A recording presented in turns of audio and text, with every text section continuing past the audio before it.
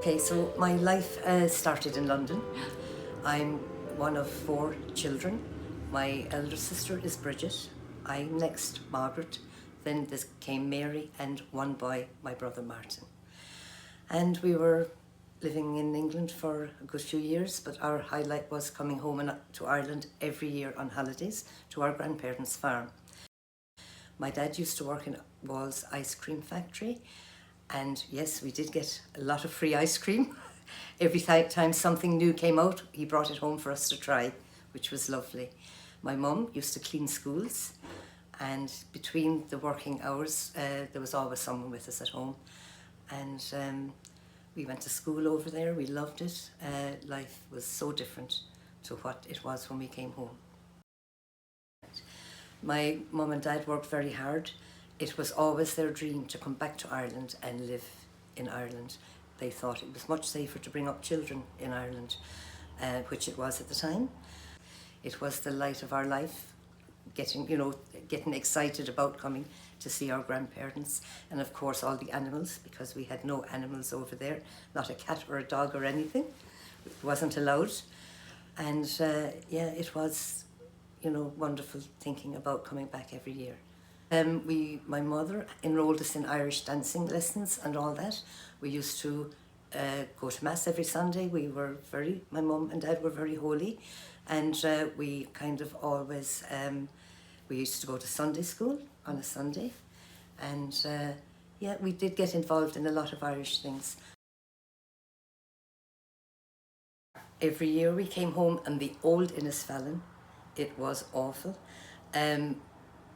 My mother used to come, as I said, with the 4 children first of all. My dad used to follow on 4 weeks later. And I remember going up the gangplank, and Mum used to say to us, we were all small, like the steps of the stairs, and my mother used to say to us, for God's sake, don't look down, because if you fall in, you'll never be seen again. And we do think that's why none of us were able to swim. We were terrified of water. So we often laughed about that. I don't know how many times I tried to learn to swim and I couldn't. But the old Innisfallen was terrible because all the bunks were communal. All the women were in one room and all the men in another room. And talk about seasick. I was sick the whole journey, even from the moment we left home, which was maybe a taxi to Fishguard to Cork City at the time, and I was sick the whole way.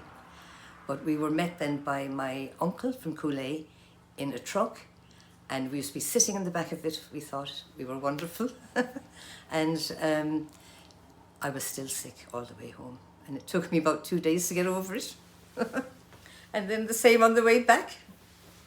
But yeah, it was tough going. But with the years, the boats got better, and it was much smoother crossings, When I remember arriving home on the morning that we came from England, and they'd have a huge breakfast ready for us all, their own black and white puddings and everything, and the table was massive, and we used to all sit around the table. We couldn't believe it was like being at a wedding. It was so big.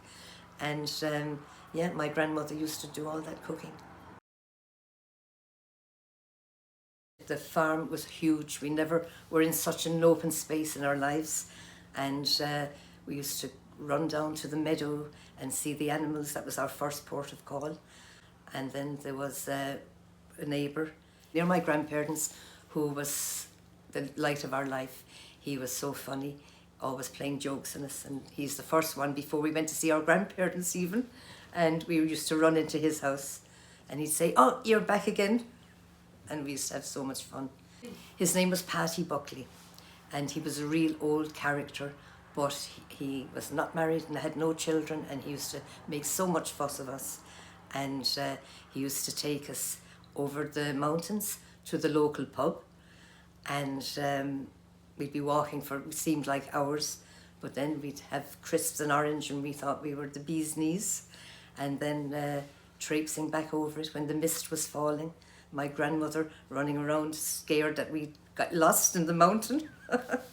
But no, we had great fun. He used to take us dipping sheep, and shoeing the horses, and yeah, we'd feed all the animals for him. Wonderful times. And there was a big well there as well that we used to wash our feet in when we were coming down from the bog. And oh yes, we used to go to the bog and they used to cut turf, and we used to take tea in old Lucasade bottles inside in woolen socks, and oh, it was great fun altogether. Yes, there was my grandparents, and there were my aunts and uncles, which was, I think, 4 sisters and 4 uncles and 4 aunts. When we used to sleep in the bedrooms with our uncles, and there were so many beds in there, it was like a dormitory, and we used to love it because they were telling us jokes all night, and we never got to sleep. My grandmother used to bang on the wall to tell him leave us go to sleep. And then we used to see the cows having calves and horses having foals, and we were mesmerised by it. It was beautiful. And we have a great love for animals today and respect for them, you know. And we'd always make it home for if the pig was going to have bonnets and we couldn't get over all of them. Could be about 14 or 15 of them there. We were saying, oh my God, how are they going to feed all them? And yeah, it was great. We had, you know, we used to go into the meadows saving hay and picking apples in the orchard. And rhubarb was a big thing there at the time. And my grandmother used to make loads of rhubarb tarts. The real fun times we had with our uncles, they used to play games on us. They used to make fools of us, and we couldn't see through them. And the first time we arrived over, my sister said, Uncle John, where's the toilet? And he said, look, there's 40 acres of green fields there. He says, you can go wherever you want. And then she said, but where's the paper? And he said, there's dog leaves growing everywhere. We were shocked. We couldn't be consoled. And then there were other times when, they used to send us into the field picking currants. So we didn't know currants didn't grow in fields. And we brought bags home to my grandmother to make cakes. So she nearly killed us because they were, unfortunately, sheep droppings. And we, oh my God, they couldn't stop making fools of us, and they knew that we'd swallow it. We wouldn't drink the cow's milk. We had to have the milkman's milk. So they drove into Macroom, I think, one day to get a bottle that looked like a milk bottle, and they used to put their milk into the milk bottle. So they did fool us with that as well. So they were so funny at times, yeah. Well, my mother came from there, and it was all Irish. It was a Gaeltacht area. We didn't have any friends there because it's so far away that there was no houses near there. So we kind of made our own amusements, or they did, our uncles did for us, you know. My grandparents' home was about 3-4 miles from the village of Ballyvourney. And, well, we were going to Mass every Sunday on a horse and butt. And driven by my grandfather, we used to love it. Then we'd go into Mass. It was all Irish, and still is to this day, the Mass down in Ballyvourney. And of course we couldn't understand a word of Irish, but then the highlight was going into the shop after Mass for an ice cream wafer. And then we'd go home, and they'd be getting the dinner, and we'd be still out playing with the animals. I think we nearly lived out there with them.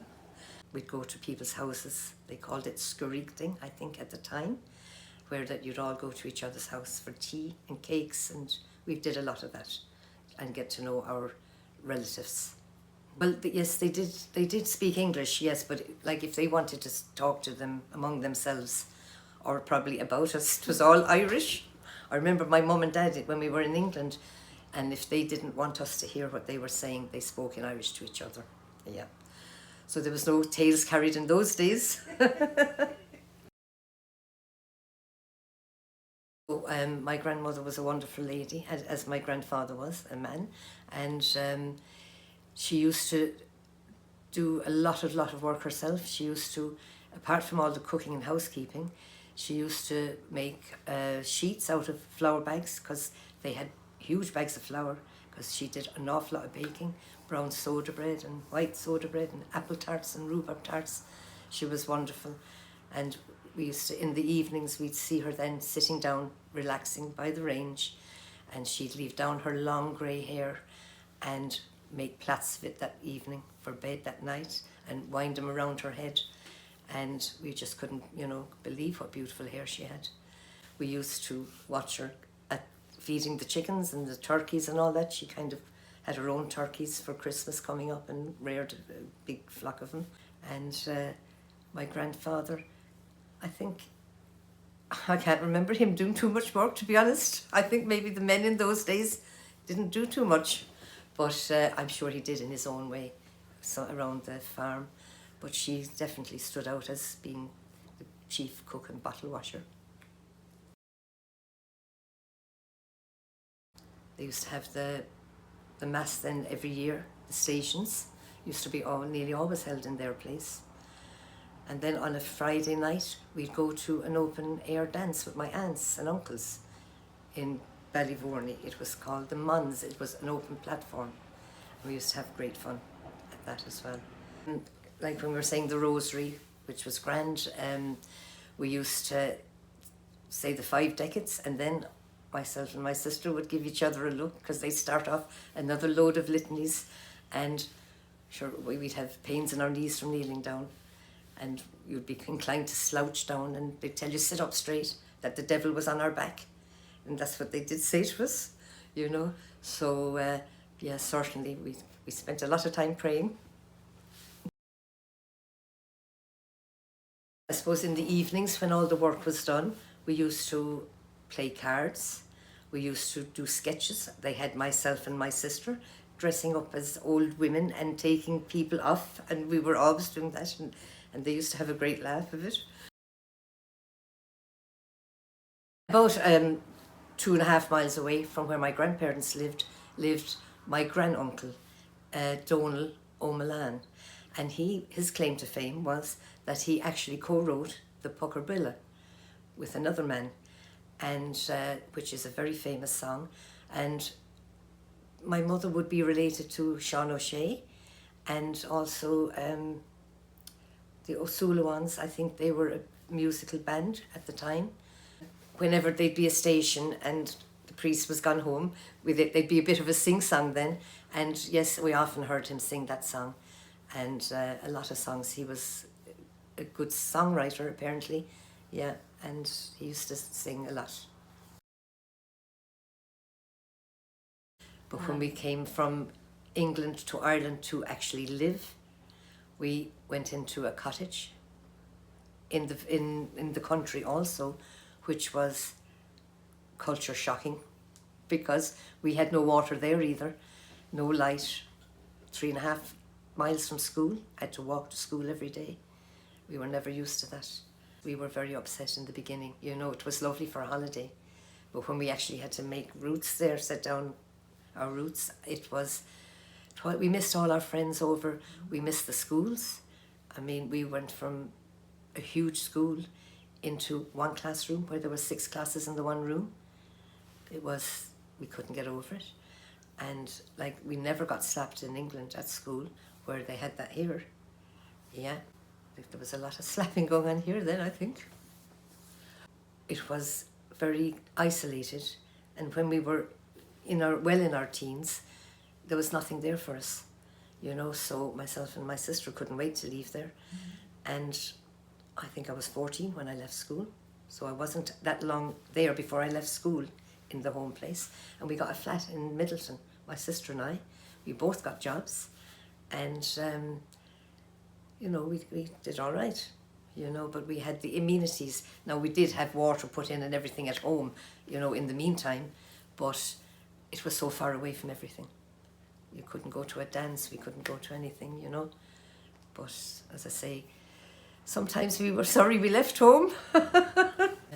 Well, like my parents, they were making a huge sacrifice to bring us home. They thought we'd be safer over in Ireland, but yet my dad couldn't get work for a long time. My mother had to get a job in a hospital in Youghal, and she went in and out every day on a motorbike, on a Honda. And then my dad, there was fishing always in his blood, because he came from a fishing village. And he eventually got a job in the food factory, in the town in Middleton, but the fishing, he used to do that every weekend, but eventually it was his life and he did it permanently, fishing. He loved that. That was his life.